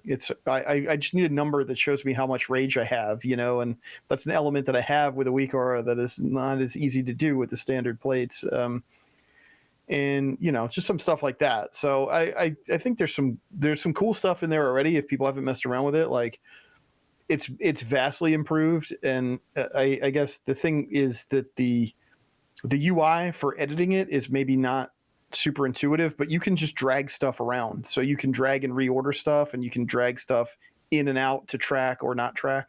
So you can just set it up to just show certain buffs or whatever that you want and put them where you want them to be. It's pretty nice, but yeah, it doesn't hook into as much stuff as maybe as we need in a lot of cases yet. I'm hoping that they, will continue to see those types of things get added to its functionality. But it's good to see that they're at least adding stuff in. They're starting to add those hooks, we saw Cooldown Manager come in and it's like, this is not usable. Then we see the next patch for it and it's like, okay, this is usable, but it's not perfect. It's not going to replace everything else. And then we see, okay, well, it's coming in with these new features, sound alerts and the pandemic notifications. Great. We've got to just keep moving forward and giving players the flexibility to put stuff into a space where they want to see it and hook it into other elements of the UI just to give players that much more information. So, it's gonna be a process. This is why when we were talking about the add-on thing last week, it's like, I don't know why Blizzard wanted to put this kind of pressure on themselves. It's just a lot to deliver in a tight window when you could just say, hey, we're going to keep working on this and we'll let weak auras hook into what it already does.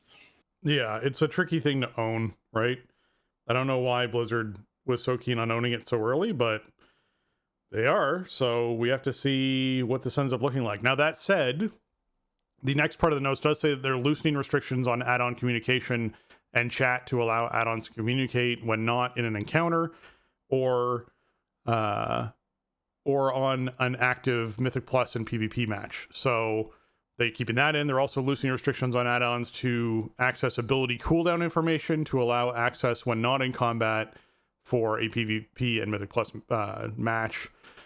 Adjusted the add-on access to buff and debuff information to match the restrictions on ability cooldowns, and added several new APIs to allow unit frame add-ons to show health and power values accurately. They improved the ability for add-ons to format secret values into strings, and a sort by option has been added to the filter dropdown in the, this is totally separate, but in the house chest, as well as currencies can now be used directly as reagents when crafting orders. So those things were added too. But yeah, no, the important thing is they loosened some of the restrictions again on add-ons. So we'll have to see what that ends up meaning for some of these add-ons that are happening out there. Yeah, I mean, considering what they're saying, I don't think it's going to make much of a difference to some of the plans in place of the, more popular add-on authors. Not the key part of a lot of these changes is when not in an encounter or active Mythic Plus PvP match. Yeah. I don't think players care about, obviously there's out of combat add-ons and stuff that people like, but the main concern here is the in combat stuff. So, I mean, it's good that they're loosening restrictions because they put in so many. They made very tight restrictions out of the gate with the initial alpha build. But it's just going to be an ongoing give and take, ongoing layers of iteration, and we'll see where it ends up. I wonder how tight to the vest Blizzard is going to play it by midnight launch. Because again, it all comes back to what are they going to be able to provide us? If they're not going to let the add-on authors do it, then it's just going to, for a lot of players, it's just going to make the game worse. I don't think there's any plain way to say it, more than that. There might still be, the game's still going to work. You're still going to be able to play it, but there's going to just be stuff that wasn't as good as it was before they did this if they don't either flex on some of the add-on restrictions, or they don't like massively overhaul the baseline offerings in the next couple months. So, we'll see. It's going to be a journey. We'll see where we end up. Yeah, I'm curious myself to see where we end up with that. But speaking of add-on stuff, we actually got an email, and the email that came in, I wanted to fit into this episode since we were chatting about it. This comes in from Rob and says, on your discussion, thoughts from a tank add-on dev. Says, hi both. I just wanted to reach out after listening to your segment on add-ons and Blizzard's direction with API restrictions. I've been developing, or was developing more accurately, an add-on focused on counterplay and survivability for tanks. It gave instant in-game feedback on cooldown usage, active mitigation uptime, and aimed to remove a lot of the learning barrier for new and returning tanks. It's a real shame to see Blizzard moving in this direction because there's a huge gap in how players are taught to tank. And this add-on was built specifically to help close that gap. With the new API limitations, it simply can't function anymore. I only had the Paladin module fully finished and hadn't launched yet, but the recent news has basically brought development to a stop. I just wanted to highlight this perspective from someone who's actively trying to build something to help solve one of Blizzard's biggest issues in teaching tank gameplay. Keep up the great work on the show. Love what you're doing. Cheers, Rob.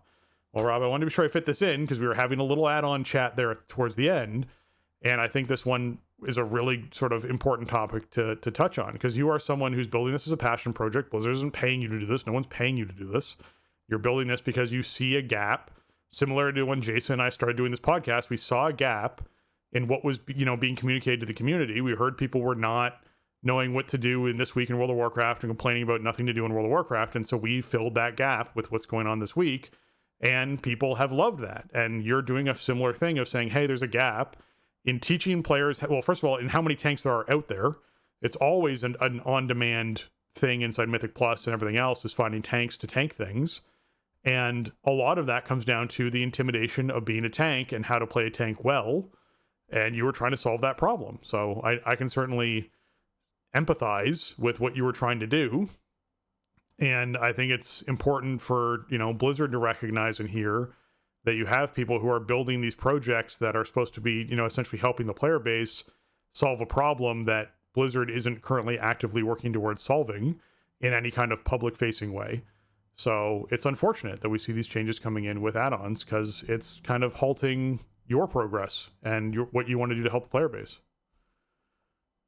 Yeah, I mean, I think it's a perfect example of, where add-ons have kind of traditionally filled the gaps in sort of not only just in the UI in World of Warcraft, but also in sort of the progression curve, like the way that a player learns to play the game, right? And now some of that could be design philosophy on Blizzard's part.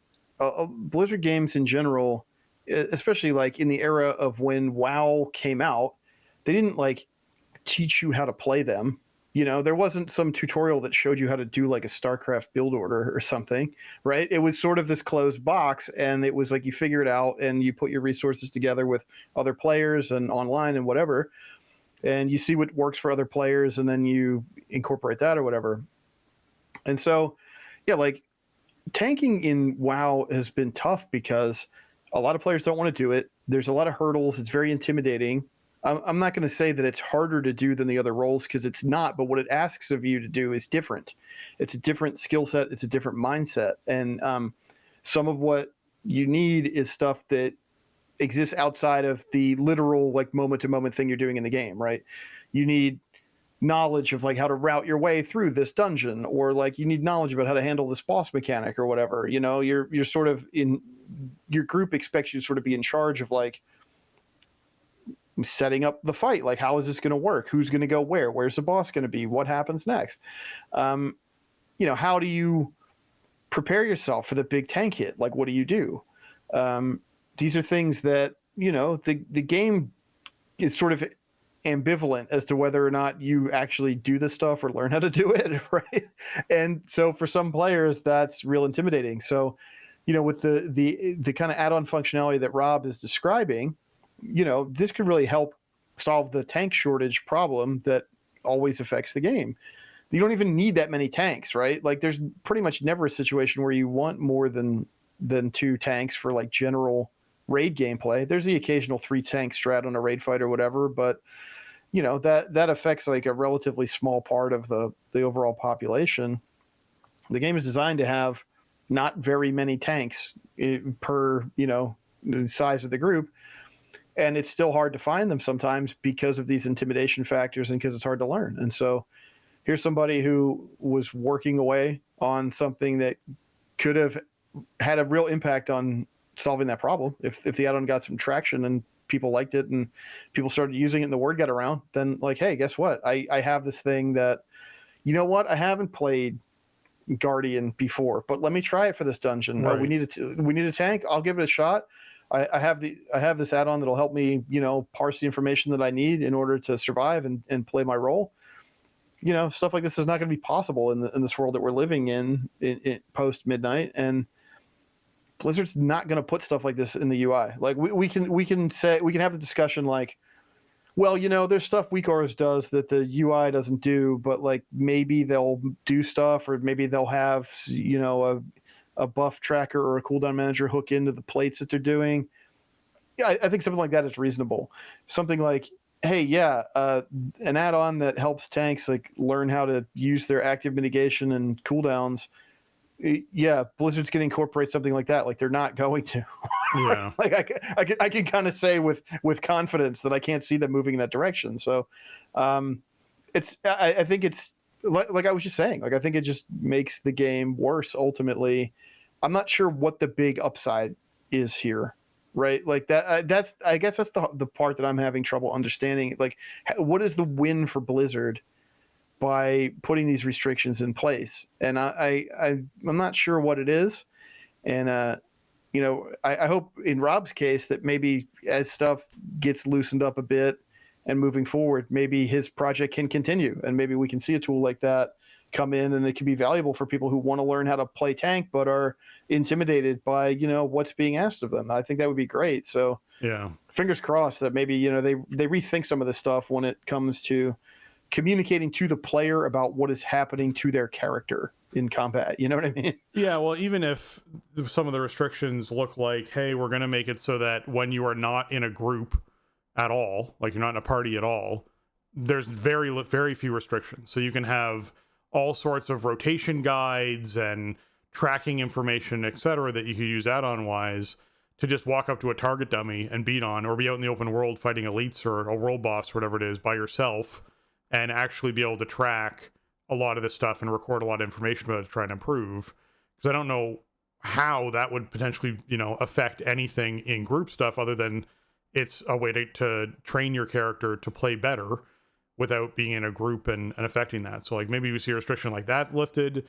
Maybe there's much better things where it records a whole bunch of data while you're in combat, but then after combat, it's able to give you a lot more analysis and overview of what happened, similar to what something like Warcraft logs or etc. would do, except more of an in-game built-in option of, hey, right away, like you had a pull on a boss, that pull didn't go great, the pull ends, you get a pop-up report that says, hey, you should be using shield block more often. You're only using it 60% of the time, or whatever it is, right? And you go, oh, okay, this next pull, I'm going to be sure I hit shield block more often. Or, hey, you're not standing in Consecrate when you need to be standing in Consecrate, so you take reduced damage as a paladin. Like, you're outside of Consecrate too often. Like, those sorts of pop-ups or information would be a neat thing to have an add-on be able to do as well, where essentially during combat, it's not going, press this button next, move over here, press that button next, move over there. But when combat ends, it can look at what you did in that previous pull and quickly give you a breakdown of ways to improve. That would be a neat thing to be able to develop as far as that goes too. So hopefully there's some options there that can be sort of alleviated with API changes, because I know they're already playing around with stuff they talk about with Mythic Plus, where they're like, hey, when you're inside a Mythic Plus situation and there's not an encounter active, or you're not in an active PvP match, these add-ons work. And you're like, oh, okay, well, let's do a similar thing inside raids. When you're inside a raid and you're not actively inside a raid encounter or in combat, these add-ons work. Like, that might be a neat thing to do. And part of that could be analysis of what your previous pull was with an in-game pop-up that sort of, guides you on, man, your life bloom was only up 40% of the time. You need to be keeping life bloom uptime up way more than you currently are. Like, be sure you're hitting that more often or whatever it is, right? Like, that would be neat pop-ups to be able to get from an add-on outside of combat to try and improve on your next pull. So yeah, we'll see what they do with it. Yeah, and again, I don't see that being something that Blizzard ever incorporates baseline. Ever. Yeah, ever. It's just not their philosophy. It's not the way the game. They don't design the game to really teach you how to play it at that level. They may teach you like, here are the activities you should go do. Here's a way you can get more power. Here's how this works inside of an encounter or whatever. But when it comes to that kind of minutia about playing a spec, I can't see them ever just presenting that information to the players. So restricting it from add-ons just means that players just end up with less information. That's it. Yeah. All right. With that, I'd like to take a moment to thank our patrons. They contribute a ton to our show and help us to improve on the content we create. Today, I'm giving a special shout out to Arajian, Anthony, Bradley, Bruce, Chris, James, Garrett, Kapowie, and Shorel. Thank you so much for all that you give, as well as all of our patrons, past and present.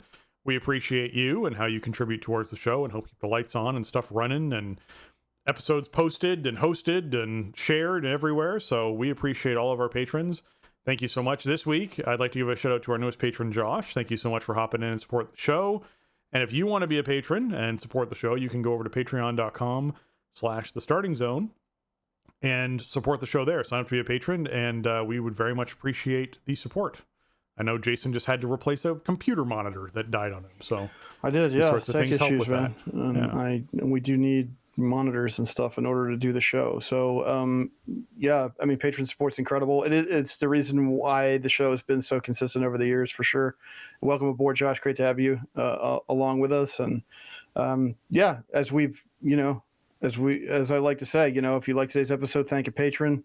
They're the ones who keep the show on the rails, who keep episodes coming to you. So thank you for everything over the years. Yeah.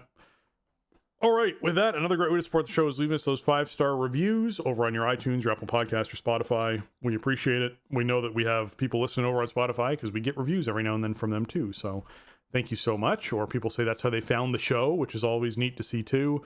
I think with our giveaway that we did last week and have winners to announce here shortly, we actually had someone who found us on Spotify, which was very neat too, who had written in. There was a lot of entries, which was really great to sort of comb through the emails and see all the stats. I know Jason accumulated up the scores of which zones people voted for the most when it came to these sort of things, including some obscure entries, which I think was really neat. So Jason, who exactly are our winners and what were the stats around these zones? Okay, so what we asked was for the Dreadlord Regalia giveaway. It was if people write in with their favorite zone from Legion. I love that question because we're the starting zone, and also I love the outdoor world of the game, and I love hanging out there, and so it's always cool to see how that connects with other players. So that was the question. There was no right or wrong answer. We just picked two entries at random. So and our winners were Greg S. and Rich C. So congratulations. I will be contacting you via email to make sure that you have NA or America's OCE accounts, and we'll get you those codes out. And what were the stats? What were the stats overall? Our first winner, Greg, his choice was High Mountain, which was a popular pick. Rich C actually did not specify a zone, but he did write us a TSE theme song to the tune of the 1967 Spider-Man cartoon. So thank you for that. I think that's better than a Legion zone probably. But so actually we had a dead heat at the top for favorite zone between Stormheim and High Mountain. They both clocked in at like 21.5%. Val'sharah was next, followed by Azuna. And then I think some of the other choices were a little more out of left field, right? Those were kind of the zones I had in mind, because those are your leveling zones, right? Those are the ones you level up in. Suramar had 10% of the votes, which I wouldn't consider Suramar in the category, weirdly, even though it is a Legion zone. It is, just because it's not a level up zone, right? But Suramar was also a decently popular one. Somebody ran with Broken Shore, which was a cool answer, because it was like the first place you go to in Legion, and then it comes back around. Somebody said Dalaran, which I didn't even consider. I mean, it is like sort of it is technically like its own zone. It's not connected to anything else. You can't experience it anymore, man. Like it's gone in the live game. So yeah. True. Somebody said Antorus, which was interesting. I didn't consider raid zones in the conversation either. Nope. But Antorus was a really cool zone, and they said that it was the first tier that they did with their their team of friends, and so. Yeah, I can certainly connect with having like memories like that around a particular raid zone or whatever. And then somebody wrote and said all the zones were their favorite, which was great. Just have your cake and eat it too. Everywhere. Yeah, so that's kind of how the responses broke down. It was great to hear from everybody. We got a lot of really great and thoughtful responses, and it's just cool hearing people either like memories of the zones and like, yeah, when I played Legion, it was like this, or like I love the story elements in this place or whatever. And for some players, it was I wasn't around for Legion, I didn't play it, so I'm just diving into it now for the first time and loving it, or this is what I really connected with just now, going into it in Remix. Really cool stuff to hear, and so thanks everybody who took some time to enter, and congrats to the winners. And I appreciate it. I'm glad. I hope everybody's having fun in Legion Remix or has fun memories of Legion. And man, it really makes me realize how long ago Legion was. It doesn't really feel like it, but the amount of responses we got that were like, I'm a newer player and I wasn't around for Legion, or I wasn't playing back then, or whatever. It's like, to me, Legion feels like it was just, recently, and it really was not, I mean, I guess it wrapped up in 18. So we were playing it up until about 7 years ago, and that's already a pretty long time. And it launched over 9 years ago already. So I don't know how that happened. I don't know where the time goes, but yeah, it's been cool revisiting it and hearing from so many people about it. So. Yeah, thanks everybody for participating, and stay tuned. We should be having some more giveaways in the future, and I like this format that we've been doing. Just kind of stashing it at the end of the episode to see who the real diehards are, and I feel like we get some really great responses and stuff from it. So thanks everybody for participating with us, and we appreciate that you listen all the way through. That's the nicest thing, man. It really means a lot that you want every drop of TSZ you can get every week. So we're appreciative of that. All right. With that, that's going to wrap up episode 706 of The Starting Zone. If you want to check out show notes for this episode or leave us a comment on the show, you can head on over to thestartingzone.com, the official website for the Starting Zone podcast. If you want to contact the show and leave us your feedback, you can email us at thestartingzone@gmail.com or reach out to us on Blue Sky at thestartingzone.bsky.social, on Twitter at thestartingzone, or thestartingzone.com/discord. We'll get you over to our Discord server. Jason, where can folks find you on the internet? You can find me on socials over on Twitter at Shieldwald, or over on Blue Sky at jlucas.bsky.social. Mostly just post stuff to Blue Sky, but I check both sides, so come say hi in either place. And you can find video channels at twitch.tv/Shieldwald and youtube.com/Shieldwald. Streaming raid nights and stuff mostly, and probably just doing Twitch streams for now. I think the drops are still going on, so you might as well be watching WoW streams on Twitter so you can get your pet. Yeah, you might as well be getting those drops while you can. Absolutely. If you're trying to find me, you can find me on Blue Sky at spencerhd.bsky.social, or you can find me over on Twitter at Spencer_Downey, or on Twitch at twitch.tv/SpencerHD, or on YouTube at youtube.com/@SpencerHD. And with that, for Jason and myself, we want to say thanks for listening, and jobs done.